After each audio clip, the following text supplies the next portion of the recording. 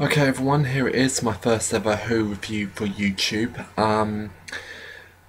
Uh, Gotta start off with first things first, which is the most recent episode.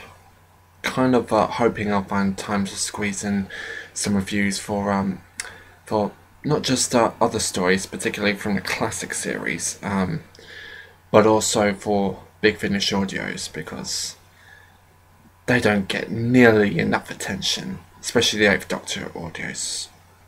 Paul McGann the Eighth Doctor, just the greatest. And anyone who disagrees with that, listen to Neverland to the Death. Listen to those right now. Like, right now. If you really disagree with me, it's really strongly, go and listen to them now. But anyway, yes, Night Terrors. I like this one. I thought it was it was a nice standalone ep after so many arc episodes. Now, don't get me wrong, I do love my arcage stuff, especially Stephen Moffat arcs because they're so brilliantly clever and they're really involved, and the stories are so versatile, so wildly different as ever. So I'm grateful for that much at least. But a little too much arc stuff, like what is the significance of what's done here? Is this important later on? Is Hitler getting locked inside a cupboard and never mentioned of again and going to affect things in later episodes? Which sounds ridiculous, and it is ridiculous, but it's also Moffat. I mean, come on. Let's all remember the so-called jacket continuity era from Flesh and Stone, and don't worry, I won't do that quotation thing with the fingers again. But yeah, after so many archy episodes, it was nice to have a standalone ep for a change. It was nice, but it wasn't brilliant. It wasn't an instant classic, and it was kind of hoping for more, a lot more, to be honest. For one thing, it took about 25 minutes for the dolls to show up. Those creepy ass dolls that we kept seeing in the trailers. They look so brilliant and so horrifically faceless. And the way the BBC were promoting it, it was kind of like this is going to be the next Empty Child or the next Blink. And it really wasn't that at all. It had some great stuff used with the council estate, and it wasn't like it wasn't scary at all. The song, that was kind of creepy. The fact that people turned into dolls when we saw that was bloody horrific. I think that was a fantastically done moment that may have scared more than a few kids watching that week. It certainly scared the hell out of me. Well, it certainly creeped me out, but aside from that, it wasn't tension filled. It wasn't. I mean, I could have easily forgiven the doll's first appearance being left until the last half hour if there had been plenty of real, genuine tension before that. I mean, let's remember Alien. We don't really get a proper glimpse of the alien until, the last 10 minutes of the film? Before that, we just see it quickly move. We see the mouth or just a shot. But what made it all work was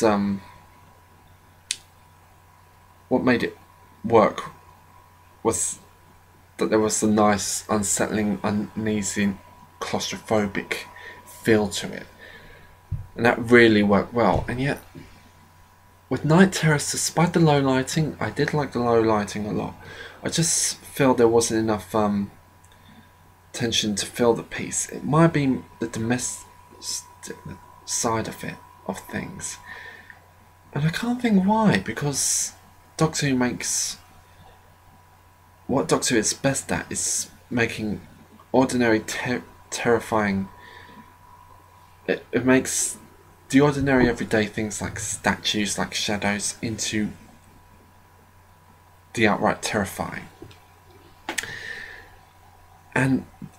But here it just a scared kid locking things inside the dollhouse, which I must admit I did actually see coming. If not, I'd say around the not from the wooden coin being painted copper, but from the giant glass eye.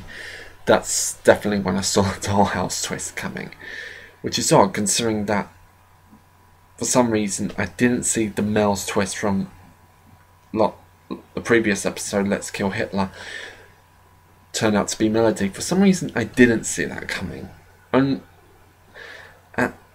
only because I was wondering why she was there. And but anyway, enough about Let's Kill Hitler. I'll probably review that at a later date. In short, I liked the episode, bordering on love, but that could have cut out. If it had tweaked a few things here and there, I would have loved it, like I'd loved A Good Man Goes to War. But Night Terrors, yeah, there was. I still can't quite put my finger on everything I didn't like about it, other than it just wasn't scary enough.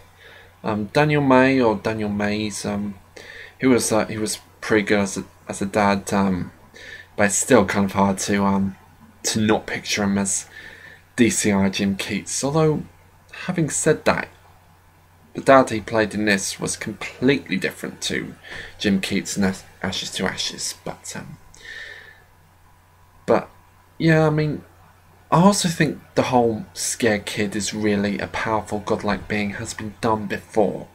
You know, I don't want to give away names, but I am going to give away names. It's a certain Twilight Zone ep that I think a lot of us sci-fi fans know of, or at least, if most of you don't know, you must have seen that Simpsons parody with Bart as a kid with godlike powers in the Halloween special. I'm sure someone will comment which special it was. It would be nice if anyone does know the special. Just put it in the comment box. I just love a little bit reading bits of trivia like that. But no, overall, the episode, I liked Amy and Rory's scenes. I do love Amy and Rory together. I always love seeing their relationship and how it's gone from being kind of almost a sort of will they won't they already aged at the beginning of series 5 to a proper loving married couple, a very believable married couple as well. And also Rory asking if he was dead again, and even he's getting bored of it. I thought that's just fantastic. Thank you, Mark Gatiss, for that line at least. But no, there wasn't. Overall, as I said a million times already, liked the episode, didn't love it. So I give it 7 out of 10. I'm not saying I wouldn't want more standalone episodes, because believe me, I do love my standalone eps when they're exceptional. And let's face it, the classic series is absolutely full of standalone stories. But just give us some that are as brilliant as, say, The Doctor's Wife, which still had some arc elements to it, but not so many. It was, for me, a mostly standalone episode. So yeah, that's my first 2 review. I'm hoping later this week, if I have the time and can be bothered to have to do a review of The Mind Robber, which I just got on DVD today and is a favourite black and white story of mine. Had fond memories watching it on video as a kid, so I'll be covering that later on this week. And Sixth Doctor audio story, The Doomwood Curse, because I'm finally listening to the Sixth Doctor and Charlie range of Big Finish audios, which I've been meaning to listen to for a very, very long time. So yeah, here's my review. Sorry it overran by far longer than I wanted to be honest. And yeah, hoping to upload some more vids soon. Bye.